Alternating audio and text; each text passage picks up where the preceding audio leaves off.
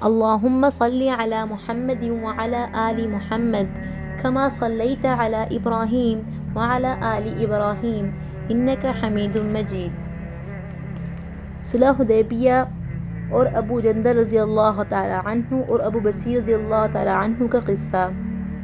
سن 2 ہجری میں حضور اقدس صلی اللہ علیہ وآلہ وسلم عمرے کی ارادے سے مکہ تشریف لے جا رہے تھے۔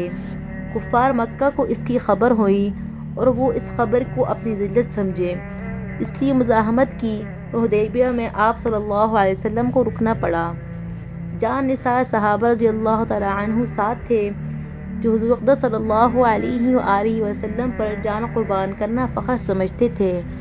لڑنے کو تیار ہو گئے، مگر آپ صلی اللہ علیہ وسلم نے مکہ والوں کی خاطر سے لڑنے کے ارادہ نہیں فرمایا۔ وہ صلح کی کوشش کی اور باوجود صحابہ رضی اللہ تعالی عنہ کی لڑائی پر مستعدی اور بہادری کے آپ صلی اللہ علیہ وسلم نے کفار کی اس قدر رعایت فرمائی کہ ان کی ہر شرط کو قبول فرما لیا۔ صحابہ رضی اللہ تعالی عنہ کو اس طرح دب پر صلح کرنا بہت ہی ناگوار تھا، مگر آپ صلی اللہ علیہ وآلہ وسلم کے ارشاد کے سامنے کیا ہو سکتا تھا کہ جان نثار تھے اور فرمانبردار بھی، اس لیے حضرت عمر رضی اللہ تعالی عنہ جیسے بہادروں کو بھی دبنا پڑا۔ صلح میں جو شرطیں طے ہوئی ان شرطوں میں سے ایک شرط یہ بھی تھی کہ کافروں میں سے جو شخص اسلام لائے اور ہجرت کرے اس کو مکہ واپس کر دیں، اور مسلمانوں میں سے خدا نخواستہ اگر کوئی شخص مرتد ہو کر چلا آئے تو وہ واپس نہ کیا جائے۔ یہ صلح نامہ ابھی تک پورا بھی لکھا بھی نہیں گیا تھا کہ حضرت ابو جندل رضی اللہ تعالی عنہ ایک صحابی تھے جو اسلام لانے کی وجہ سے طرح طرح کی تکلیفیں برداشت کر رہے تھے اور زنجیروں میں بندھے ہوئے تھے۔ اسی حالت میں گرتے پڑتے مسلمانوں کے لشکر میں اس امید پر پہنچے کہ ان لوگوں کی حمایت میں جا کر اس مصیبت سے چھٹکارا پاؤں گا۔ ان کے باپ سہیل نے جو اس صلح نامہ میں کفار کی طرف سے وکیل تھے اور اس وقت تک مسلمان نہیں ہوئے تھے، فتح مکہ میں مسلمان ہوئے۔ انہوں نے صاحبزادے کی تماچے مارے اور واپس لے جانے پر اصرار کیا۔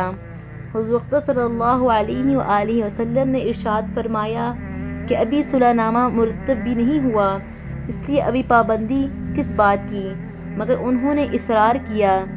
پھر حضور اقدس صلی اللہ علیہ وآلہ وسلم نے فرمایا کہ ایک آدمی مجھے مانگا ہی دے دو، مگر وہ لوگ ضد پر تھے، نہ مانا۔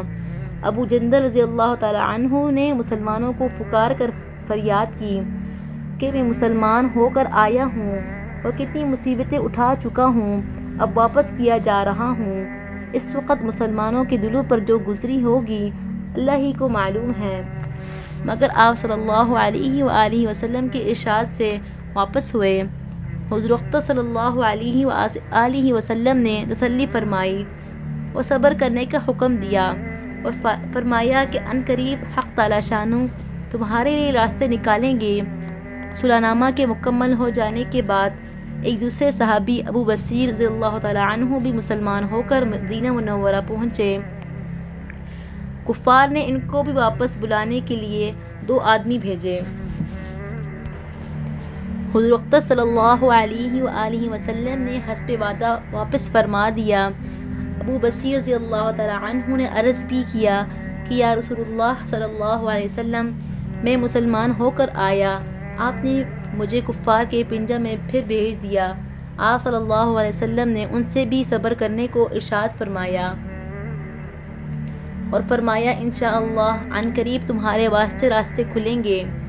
یہ صحابی ان دونوں کافروں کے ساتھ واپس ہوئے۔ راستے میں ان میں سے ایک سے کہنے لگا کہ یار، تیری یہ تلوار تو بڑی نفیس معلوم ہوتی ہے۔ شیخہ بازی آدمی ذرا سی بات میں بھول ہی جاتا ہے۔ وہ نیام سے تلوار نکال کر کہنے لگا کہ ہاں، میں نے بہت سے لوگوں پر اس کا تجربہ کیا ہے۔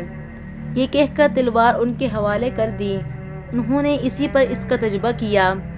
دوسرا ساتھی یہ دیکھ کر کہ ایک کو تو نمٹا دیا، اب میرا نمبر ہے، بھاگا ہوا مدینہ آیا اور آپ صلی اللہ علیہ وآلہ وسلم کی خدمت میں حاضر ہو کر عرض کیا، میرا ساتھی مر چکا ہے، اب میرا نمبر ہے۔ اس کے بعد ابو بصیر رضی اللہ تعالی عنہ پہنچے اور عرض کیا کہ یا رسول اللہ، آپ اپنا وعدہ پورا فرما چکے کہ مجھے واپس کر دیا، اور مجھ سے کوئی عہد نہ ان لوگوں کا نہیں ہے جس کی ذمہ داری ہو، وہ مجھے میرے دین سے ہٹاتے ہیں، اس لیے میں نے یہ کیا۔ آپ صلی اللہ علیہ وسلم نے فرمایا کہ لڑائی بھڑکانے والا ہے، کاش کوئی اس معین مددگار ہوتا۔ وہ اس کلام سے سمجھ گئے کہ اب بھی اگر کوئی میرے طلب میں آئے گا تو میں واپس کر دیا جاؤں گا، اس لیے وہ وہاں سے جا کر سمندر کے کنارے ایک جگہ آ پڑے۔ مکہ والوں کو اس قصے کا حال معلوم ہوا تو ابو جندل رضی اللہ تعالی عنہ بھی، جن کا قصہ پہلے گزرا، چھپ کر وہاں پہنچ گئے۔ اسی طرح جو شخص مسلمان ہوتا وہ ان کے ساتھ جا ملتا۔ چند روز میں یہ ایک مختصر سی جماعت ہو گئی۔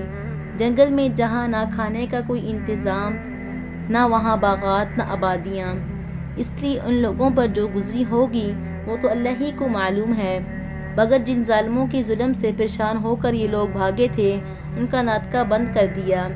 جو قافلہ ادھر کو جاتا اس سے مقابلہ کرتے اور لڑتے، حتیٰ کہ کفار مکہ نے پریشان ہو کر آپ صلی اللہ علیہ وآلہ وسلم کی خدمت میں عاجزی اور منت کر کے کہ اللہ کا اور رشتہ داری کا واسطہ دے کر آدمی بھیجا کہ اس بے سری جماعت کو آپ اپنے پاس بلا لیں کہ یہ معاہدہ میں داخل ہو جائیں اور ہمارے آنے جانے کا راستہ کھلے۔ لکھا ہے کہ آپ صلی اللہ علیہ وآلہ وسلم کا اجازت نامہ جب ان حضرات کے پاس پہنچا تو ابو بصیر رضی اللہ تعالی عنہ مرض الموت میں گرفتار تھے۔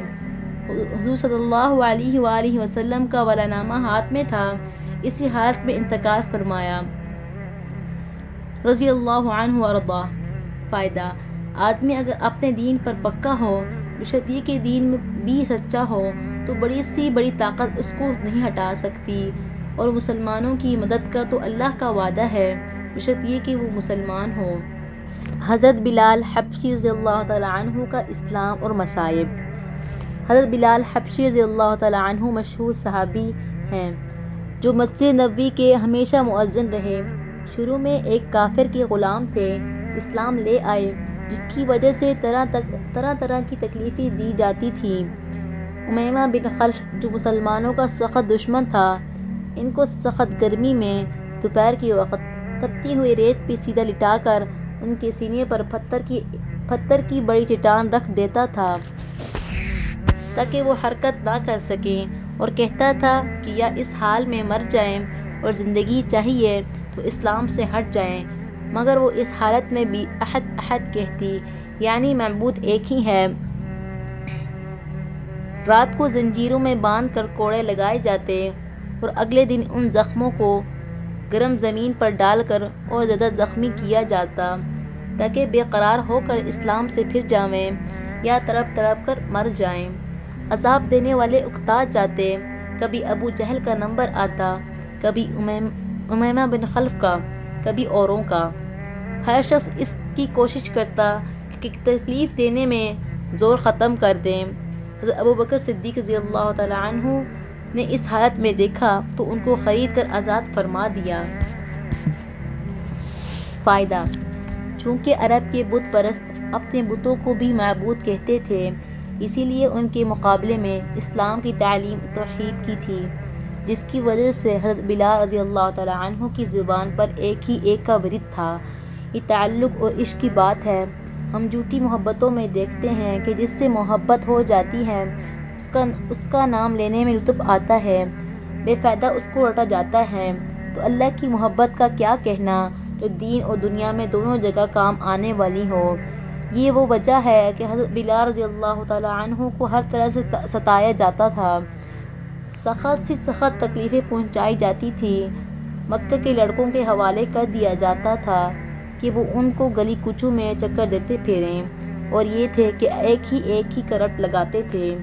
اسی کا یہ صلہ ملا کہ پھر حضرت صلی اللہ علیہ وآلہ وسلم کے دربار میں مؤذن بنے۔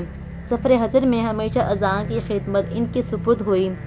حضور وقت صلی اللہ علیہ وآلہ وسلم کی وصال کے بعد مدینہ طیبہ میں رہنا اور آپ صلی اللہ علیہ وآلہ وسلم کی جگہ کو خالی دیکھنا مشکل ہو گیا، اس لیے ارادہ کیا کہ اپنی زندگی کے جو دن ہیں جہاد میں گزار دوں، اس لیے جہاد میں شرکت کی نیت سے چل دیے۔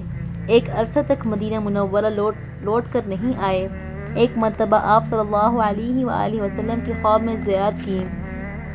آپ صلی اللہ علیہ وسلم نے فرمایا، بلال یہ کیا ظلم ہے، ہمارے پاس کبھی نہیں آتے۔ تو آنکھ کھلنے پر مدینہ طیبہ حاضر ہوئے۔ حضرت حسن اور حسین نے اذان کی فرمائش کی۔ لاڈلوں کی فرمائش ایسی نہیں تھی کہ انکار کی گنجائش ہوتی۔ اذان کہنا شروع کی اور مدینہ میں آپ صلی اللہ علیہ وآلہ وسلم کے زمانے کی اذان کانوں میں پڑھ کر احرام مچ گیا۔ عورتیں تک روتی ہوئی گھر سے نکل پڑی۔ چند روز قیام کے بعد واپس ہوئے اور سن 20 ہجری کے قریب دمشق میں وصال ہوا۔ سبحان اللہ وبحمدہ، سبحانک اللہم وبحمدک، نشہد ان لا الہ الا انت، نستغفرک ونتوب الیک۔ سبحان ربک رب العزة عما یصفون، وسلام علی المرسلین، والحمد للہ رب العالمین۔